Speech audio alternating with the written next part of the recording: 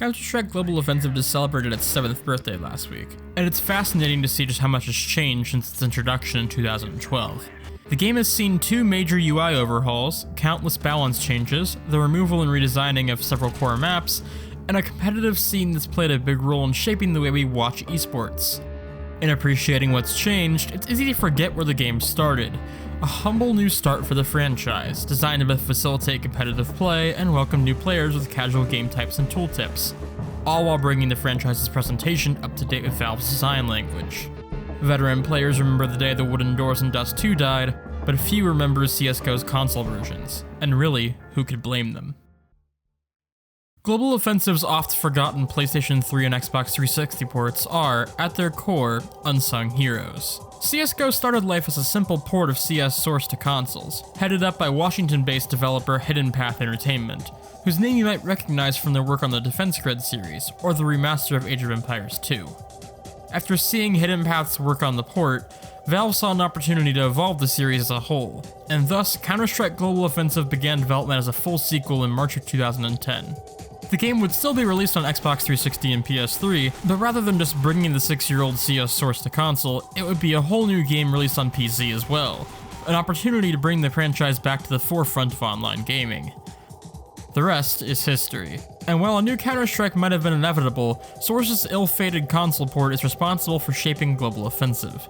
But in a stroke of irony, the very decision that sparked CSGO's creation might have been the same one that doomed the console experience it was originally intended to be.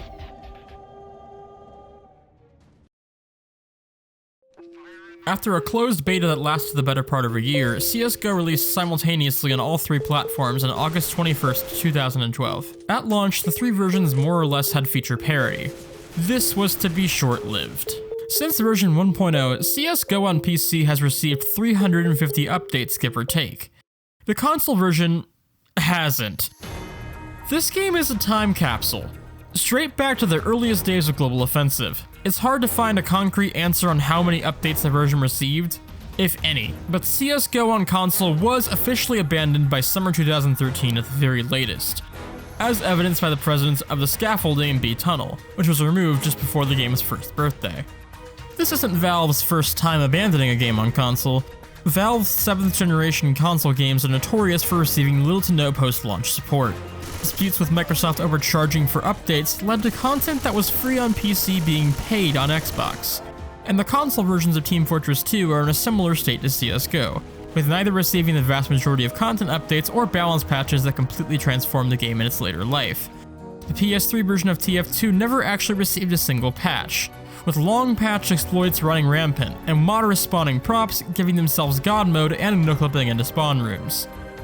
One would question why Valve seems so unwilling to financially commit to projects they've already spent money on. Situations like these and the Half-Life Mac fiasco suggest that Valve just doesn't play well with others. Perhaps CSGO being abandoned on console shouldn't have come as a surprise. So, for all intents and purposes, this is a time capsule back to CSGO as it was over 6 years ago. And god, is it weird to see how much some things have changed. The CC75, R8 Revolver, M4A1S, USPS, MP5SD, and Rescue Kit were all added after Console Strike's final update. Weapon prices and balance are all unchanged. And remember when the AUG scope looked like this? I could spend all day talking about the various differences here, but to put it bluntly, this is CSGO in its infancy. Much more important is, how does it play?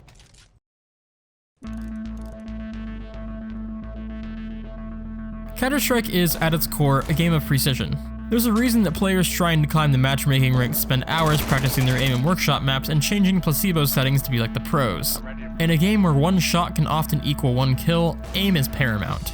In games like Overwatch, not all playstyles require pinpoint aim, and hit-scan heroes are an optional addition to a team, meant to counter specific other heroes.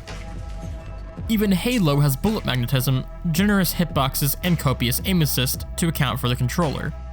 Counter-Strike has none of this. 1mm off and your shot will connect. Simply put, Counter-Strike is the antithesis of other competitive shooters.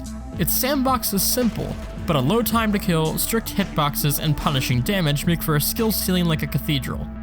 There is nothing inherently wrong with the control scheme. It works well enough in most games. I do have some gripes with the way weapon switching works. Puzzlingly, the efficacy of Half-Life 2's D-pad menu was changed in favor of awkwardly spamming the shoulder and Y buttons to cycle through weapons and equipment. This makes carrying and using utility a chore. Why did they change it? Of course, to make room for voting? What the fuck? Seriously? Put this in a pause menu. Navigating tight areas of maps is a bit tricky since the inherent design of analog sticks means that your character continues walking for a bit after you stop holding forward on the stick. All of these factors are inconvenient, but they aren't what kills the experience. That blame rests squarely on how the gunplay works on console, or more specifically, how it doesn't. I probably don't have to spell this one out for you. A first-person shooter that requires pinpoint accuracy does not mix well with the controller. The best way to explain this is to show it done right, which brings us to Counter-Strike for the original Xbox. Similar to how the original concept of Global Offensive was to bring an adaptation of CS Source to consoles, CS for Xbox was designed specifically for console play, with a basis in Turtle Rock Studios' Counter-Strike Condition Zero. The basic formula is all here. The game mode, maps, guns, they all make their appearances. Where CS for Xbox differs from its source material is in its gunplay and how it was adapted for controllers. Hitboxes are larger, aim is fluid, and the frame rate is solid. CS for Xbox may not have been a perfect adaptation of Counter-Strike, but it's sold like hotcakes, and it feels very competent, even today. This game proves that Counter-Strike's formula can absolutely work in a console environment. And Rainbow Six's entries, old and new, only solidify that a tactical shooter does not need a mouse to be playable or fun. It just needs to be tweaked for the platform. By sharp contrast, CSGO's gunplay on console is identical to that of the PC version. Aim assist that formers assure me exists is all but unnoticeable. There is no comfortable sensitivity. Either it's too sensitive and I can't make precise adjustments to line up headshots, or the sensitivity is too low, and reacting to an enemy push is nigh impossible. And if you thought head glitching was annoying on PC, wait until you have to line up a headshot with this thing. All of this is exacerbated by the fact that most of your time on this game will be spent fighting bots, who by merit of being computers don't have to struggle with controllers and thus aim just fine. Dying to a bot on PC is embarrassing. Dying to a bot on console is commonplace. The Xbox 360 version of CSGO was restricted to a regular controller, but the PS3 version had two optional methods. Players can simply plug in a USB mouse and keyboard, granting the means to absolutely stomp. More interestingly, the game supported the PlayStation Move, making CSGO for the PS3 look and feel like one of those Wii Call of Duty games. This is really interesting and something I'm curious to try out for myself, if I can get my hands on some Move controllers. So, it handles like ass, but at least on 360, everyone is on a level playing field. And with the game being added to backwards compatibility on Xbox One a couple of years back, the servers aren't completely dead. I have still yet to find a full lobby, but I've gotten close. I was pretty consistently able to find players in matchmaking, with empty player slots being filled with bots we could take over after dying so we could continue fighting. And man, get ready to experience a lot of this.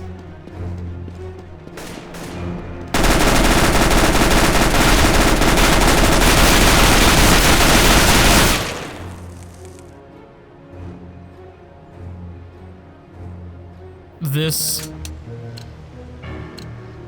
Let's go, everyone.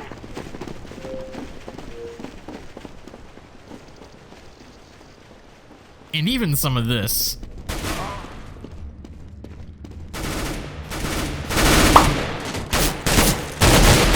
Terrorists win. I feel like I'm really trashing this game, but it really isn't a great experience. Seemingly peer-to-peer hosting and bad netcode make for a stuttery mess with lots of disconnects. If you want to play deathmatch or arms race, you'll have to take it offline with bots, which still seem to have a bit of stutter. Maybe bot Ulrich has Comcast. But, and this is a big but, at this point, there really is no reason to play this game as a serious competitive shooter. Why the decision was made to bring CSGO of all games to the backward compatibility program is beyond me. But oddly, I'm thankful it was. Despite all the network problems, abysmal controls, and outdated balance, playing this long-forgotten port has reminded me of things I once saw every single day that I'd forgotten years ago when a patch took them away for good. Walking through old Nuke and Train, two of my favorite maps in Counter-Strike history, as I remembered them before the redesigns, was a wonderful reminder of what once was. And this is to say nothing of the people I encountered. Xbox Live has ironically become a very antisocial place, with public voice chat channels sitting empty and with little to remind you of the human behind the avatar, except the screen name plastered above your head. But when playing a dead game like this one, there's a sense of camaraderie among the few keeping it going. The shared knowledge that you strange few are the only ones in the world playing this game that everyone else has forgotten, and left to rot in the furthest recesses of the digital marketplace. Occasionally, I'd run across someone with a mic, but rarely would they speak English. Mostly, I'd hear them chattering to themselves about the game, or to their family or friends. Some were children, likely playing the multiplayer trial that for some reason is still available in the store. Perhaps the weirdest thing about my time with this game is I saw a lot of people who genuinely dumped a lot of time into it, with medals adorning the slots adjacent to their screen name which sat empty next to mine. People would often come or go rapidly, popping in for a round or two before disconnecting, likely to return to whatever more relevant and likely much better game they usually played. Often, small gatherings would break up when the server would crash, or the host leaving would shut down the game. I was pretty resigned to playing with only 1 or 2 humans at a time, who I'm sure were surprised to see me, as I intruded on their empty server where they idly fragged bots. But then, on the last night I captured gameplay for this video, I struck gold. I'd hopped in on a very populated lobby on the final round of a match on Inferno. Game concluded and we moved to Dust 2, which, nothing really ever changes. But still, we got up to 8 players, and honestly, I started to see the light. I was having genuine fun. Sure, the players who for some reason spent a lot of time with Console Strike basically steamrolled. But I have to say that the last thing I expected to see when I loaded up this game was a team of players coordinating strats and using utility. Sure, they were silver level strats at best, but they sure beat the hell out of this guy saving his rifle in demolition mode. We had fun. Players dropped occasionally and were replaced, but Dust 2 finished with a mostly full lobby. Someone called a vote to play Nuke, and almost everybody agreed. On pistol round, I went to A, but the T's would elected to go outside, so my teammate and I pushed behind them, and this happened. Of course. Try as I might, I never found anyone from that game again. My one and only quality session with this antiquated game cut short by bad netcode. What a shame. And with that, my CSGO console journey was over. Hey, thanks for watching. If you enjoyed today's video, please consider subscribing and leaving a like. I realize this is actually the newest game I've covered on the channel so far, but that's something that's going to change very soon.